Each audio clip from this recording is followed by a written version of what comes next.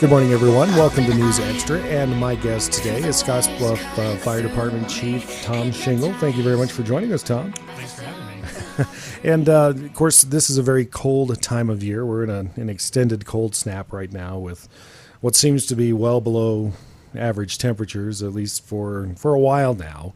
And so there are some fire safety tips that we need to be cognizant of when it comes to using additional heating sources, correct? Yes, and even our main heating sources, there's some things that we could look at and just make sure that we're being fire safe. Well, let's talk about the main heating sources first. Okay. What are some of the tips that people need to be cognizant of, even though it's not spring cleaning time? But Right. Well, obviously some of these things would be before we get into the cooler season, but so maybe early fall time. But it's not a bad time now. Check your filters. yeah, You want to make sure that they are, replace them what the manufacturer recommends, but typically once a month. mm-hmm. Make sure they're clean of any dirt, debris. I mean, even small amounts of dust inside your furnace can cause the motor to go out, seize up. Can also, when you first kick it on, you smell that kind of burning. Yeah, Some of the that dust is burning. off. Yeah. So you just want to make sure those are cleaned out. And if you have an opportunity to shut down your furnace and kind of vacuum it out or sweep it out, that's not a bad idea. It just helps keep everything running smoothly and operating appropriately.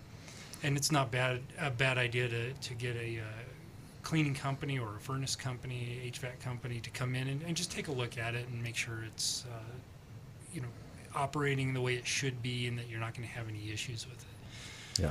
Now, if you happen to have a problem with your primary heating source, I know in the past we've had a number of fires that have started with people using a cook stove to heat a space or heat a house, and of course appliances such as that, they are just not made to be used that way. That's correct. They're not designed to heat your home. They're designed to cook food or heat food, and so we want to avoid ever using it to heat the home as your primary source. Obviously, if you bake something, leaving the door open after you've shut it off to let some of that heat get into the house, that's not a bad idea. But you don't want to leave it on and open that door just because it's not designed that way. Mm-hmm.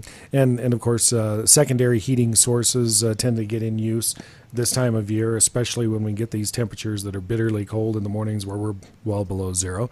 What are some of the recommendations specifically with those types of heating, and are there some that are maybe a better design, more fire safe than others?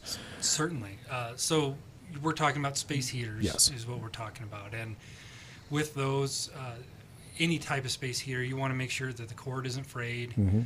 You want to make sure that it's plugged into an appropriate outlet. So some of them are, look at the amperage on the back. Some are rated at 20 amps, some are 15 amps. So make sure that you're plugging it into an appropriate socket. And you don't want to use any extension cords. Yeah, I was going to say. As much as people want to, and maybe that receptacle is just a little bit too far away.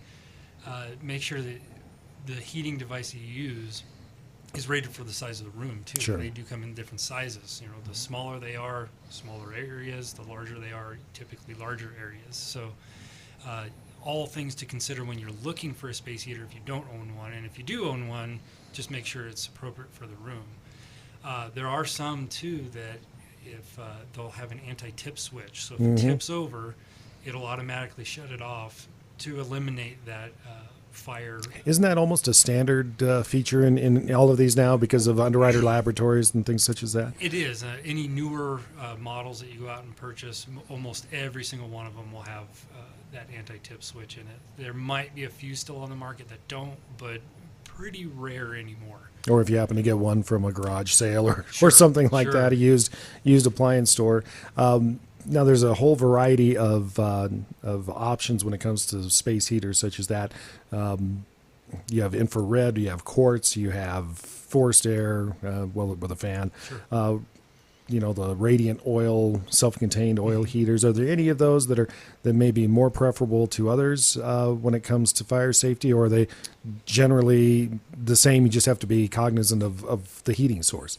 Generally, they're all the same. Again, like you said, just be aware of what you have. So look at the box. Make sure it has that UL rating on it, because I don't know that you could buy any commercially anymore that don't or that aren't tested, but if you got one from a garage sale, just make sure you look for a label of some sort that says it's been tested. Again, just make sure it's in good shape.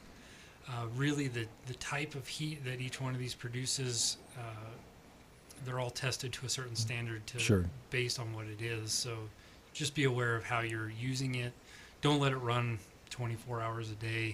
Just use it when you need to use it, and then shut it off. Make sure it's also a good idea to unplug it. Yeah. Just shut it off, unplug it, and placement's important too, as well. Correct. It is. You want to make sure that it's not around any combustibles. Even by today's standards, a lot of our furnishings are rated at, have some sort of fire rating to them.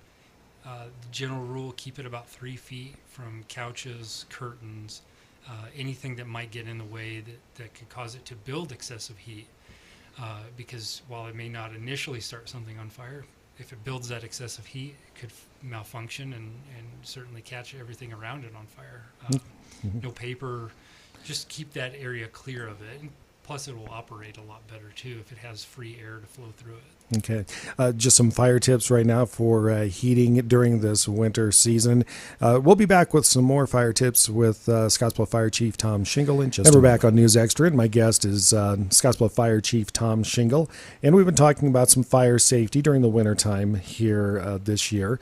Of course, talking about auxiliary heat sources for heating homes or spaces in your home. There's also some other things that people need to be cognizant of during the wintertime outside of, secondary heating sources that could lead to a fire during this time of season, Tom. Such as dryer use. That's something that comes up too. Sure. During the summer or any time of the year, really, we don't give much thought to our dryer. But we want to make sure that the lint is clear and freed up from that. And the reason I mentioned summer is oftentimes we might have a window open if you have a window near your washing and drying. So some of that lint can kind of get out, but in the wintertime, everything's buttoned up, so that lint tends to collect a lot more. Maybe sometimes it takes a little longer to dry because, cooler temps and wet clothes don't tend to go well together. So sometimes that lint builds up, so we just want to make sure, pull it out periodically, check around and behind, vacuum up what you can, and when the weather does get nice, make sure we clean out those vents and make sure they're clean and free flowing, because if the lint gets built up, it's going to build excessive heat and potentially lead to a fire. Yeah, and I'm sure that also can be the case where you have to be cognizant of what may have been spilled on clothing going through the washing process. If you've had anything that might be a flammable or an accelerant, you have to be very, very careful in those cases. Absolutely. We want to make sure if we do get any kind of flammable liquids or grease spilled up on our clothes, it's always a good idea to maybe hand wash it and get as much of that off as you possibly can before you even put it in the washing machine.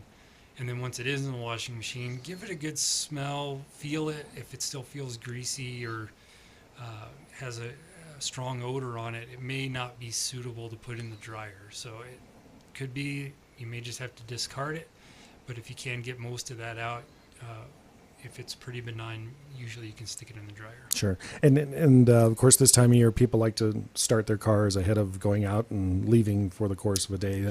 Sure. Safety-wise, not necessarily on a fire instance, because I can't recall of a fire that necessarily has started because of a vehicle's, idling inside a garage, although I now think of just one. But people need to be cognizant of having open space when they're starting their cars up. If you're going to start your car up and let it warm up, and we all do it, but just make sure your garage door is open so that all those emissions can get out and not build up. And if possible, pull it out of the garage for a few minutes prior to shutting it, just to make sure that a lot of that gets out, because you get that carbon monoxide buildup, Mm-hmm. and that can certainly lead to some bad situations. Yeah, and carbon monoxide, of course, not just in the garage. You can also have that in the homes, especially with construction these days. As tight as the new home construction is, you do need to be cognizant of the fact that having a carbon monoxide detector, not a bad idea. Not a bad idea at all. In fact, as we talk about our primary heating source with the furnaces, again, that's another thing to check and make sure that it's functioning properly, Mm-hmm. because it could build up some CO. So having that smoke alarm, or my mistake. Well, good idea to have a smoke alarm Combination too, one. but having a carbon monoxide alarm near a source like that, near your furnace area, and then on every level of your home is not a bad idea, just because it will alert you at those lower levels where you have the opportunity to get out or open some windows and call 911 and figure Sure. out what's going on. And so if anybody has any questions along fire safety topics such as this, can they give you guys a call and just ask the question? Absolutely. They can call our main station number, 630-6321. I'm sorry, 6231. And or they could email us too if they have something lengthier.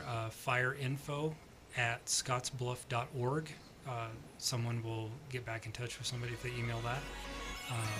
They can even swing by the station as well if they have questions. And just grab a fireman and ask a question. Absolutely. As simple as that. Mr. Shingle, thank you very much for joining us on News Extra today. Well, thank you.